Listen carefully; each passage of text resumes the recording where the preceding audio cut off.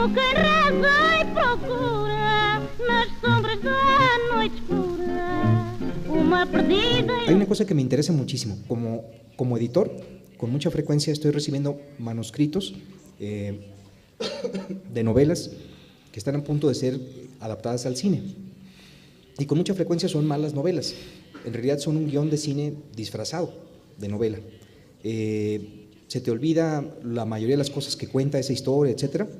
Y te das cuenta de que hay muchos escritores que ya están pensando en la película cuando están escribiendo su novela, que están escribiendo en realidad el guión de cine, no la novela. Hay un personaje en La Guerra de Hart, el protagonista, que tiene que literalmente excavar en la tierra, en el campo de concentración, para encontrar la verdad. Yo creo que Katzenbach trabaja sus personajes y sus novelas con ese mismo recurso, no en la superficie pensando en la sala de cine, sino cavando, excavando para encontrar los personajes. Yo te quería preguntar, ¿podrías hablar un poco de la relación entre tus novelas y sus adaptaciones? Me gustaría mucho saber qué opinas de algunas de ellas y también cuál es la que más te gusta. Y hay una cosa muy interesante. En alguna de tus entrevistas, porque he leído muchas, dijiste que alguna de esas adaptaciones al cine no te gustaba porque había perdido, era como si lo literario se hubiera evaporado al pasar al cine. Se quedó solo la acción, y no el gran trabajo que hiciste para construir los personajes en ese libro. Quiero ver si nos hablas un poquito de ese humo, de ese algo nebuloso que es lo literario.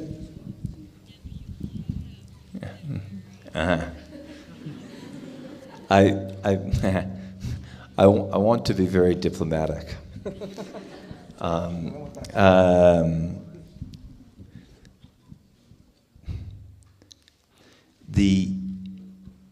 The problem with first off, let me start at the beginning. Okay. Any novelist, any writer who writes a story or a book with a movie in mind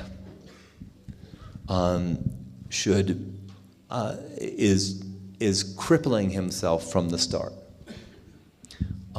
because almost invariably the scenes that you write that you think are the most cinematic are the ones that some idiot screenwriter throws away the first minute. That was not diplomatic. That sounded bitter too. But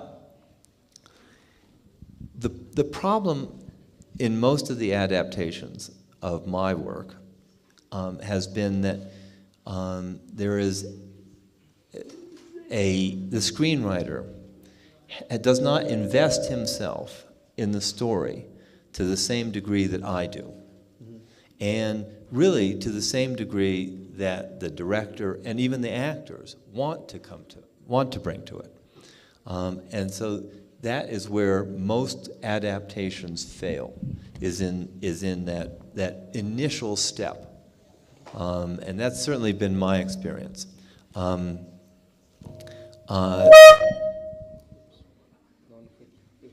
Not my fault. Anyway, because I have been disappointed in the films made from my books, when I wrote a book in 2004, The Madman's Tale, La Historia del Loco. I was very fond of the character, the main character in that book, and so I quite arrogantly said to the Hollywood people, the movie people, that I would only sell it as a movie if I got to write the screenplay, naively thinking, how hard can it be? So, 8 years later, I've worked harder on this than on any book, and we're finally going to film it this fall. And what I learned was that a screenplay has a completely different energy than a novel. And what works on the page of a book will not necessarily work on a screenplay. And so you have to find a different way of bringing the same depth to the characters. And that proved to be very difficult. So, after saying all these bad things about all the movies that have been made out of my books, when they start filming this fall, I'll get to see whether, whether all the nasty things I've said, could apply to me as well. So I'll come back in a few years and I'll stand up here and I'll say, yes, the worst adaptation was the one I did myself. It's very possible. The fact is, when you do see a really good adaptation, it is because the same heart has gone into the creation of the film. And that's a very rare thing. Very rare thing. Curiously enough, it's more common in outside of Hollywood. Hollywood wants to make Spider-Man and Superman and Iron Man and maybe someday they'll make Reporter Man. But the trouble with those films are, and we all go to see them, and I admit to, paying my money to go see Robert Downey Jr. fly through the air, but from the point of view of suspense, well, we know the Spider-Man's going to kind of get beaten up, and it's going to be kind of nasty for him for a while. But we really don't think he's going to, end up, dead on the sidewalk, do we? So there's really no inherent suspense in these stories. I have to say that in the movies that I like, and certainly the books that I write, you all don't know. I may just kill somebody off. And so that you can create suspense because of uncertainty. And really there's no uncertainty about Spider-Man, is there? Sí.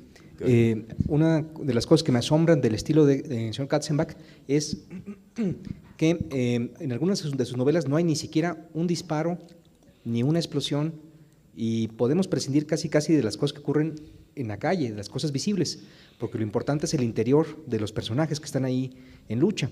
Y eso es algo impresionante que no se ve en muchísimas novelas. No en balde, dice Katzenbach que uno de sus novelistas favoritos es Dostoyevsky, con Crimen y Castigo, o Los Miserables, ¿no? Alguna vez dijiste que el inspector Javert de Los Miserables es uno de tus personajes favoritos. ¿Podrías hablar de qué otros personajes te interesan de la literatura universal? Yo sospecho que el Conde de Montecristo debe ser uno de ellos, porque el psicoanalista para mí es una versión contemporánea del Conde de Montecristo, donde el personaje tiene que morir, resucitar, para poder vengarse de quienes lo quisieron matar. Yes. Well, yes. It creates tension when someone has to remake themselves. I have over the years found that there are a lot of different writers that have influenced me, and certainly those you mentioned have. When I was young, I was 17 when I first read Dostoevsky's Crime and Punishment, and I went out and I acquired from a third-hand shop an extremely long black overcoat that hung all the way to my ankles.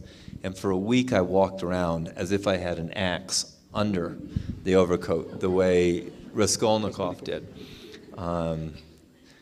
that might have been taking things a little too far. But Dickens, people say that I write books that are psychological thrillers. All good books should be psychological thrillers.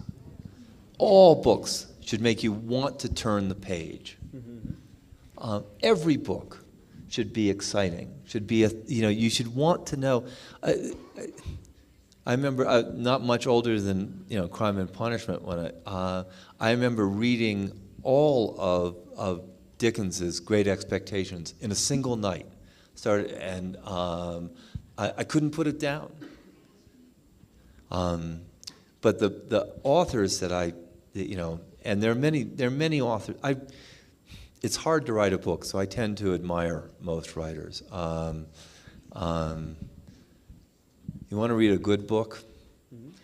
I don't know what the translation in Spanish is, but John Fowles's The Magus. The Magus. Sí, de John Fowles. John Fowles. El Mago, de John Fowles, está en anagrama. That's a good book. Exciting, tension, violent, not violent. I mean, that's good. When I grow up, I want to be as good a writer as John Fowles. Yeah.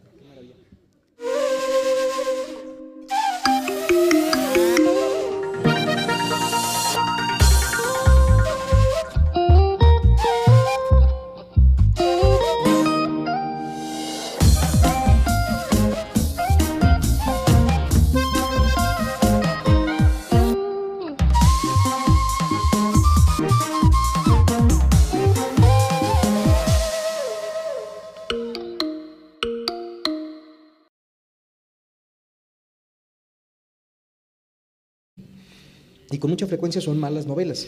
En realidad son un guión de cine disfrazado de novela. Se te olvida la mayoría de las cosas que cuenta esa historia, etc. Y te das cuenta de que hay muchos escritores que ya están pensando en la película cuando están escribiendo su novela, que están escribiendo en realidad. Y hay una cosa muy interesante. En alguna de tus entrevistas, porque he leído muchas, dijiste que alguna de esas adaptaciones al cine no te gustaba porque había perdido, era como si lo literario se hubiera evaporado al pasar al cine. Se quedó solo la acción, no. Como quem reza e procura nas sombras da noite escura, uma perdida. Hay una cosa que me interesa muchísimo. Como editor, con mucha frecuencia estoy recibiendo manuscritos de novelas que están a punto de ser adaptadas al cine, el guión de cine, no la novela.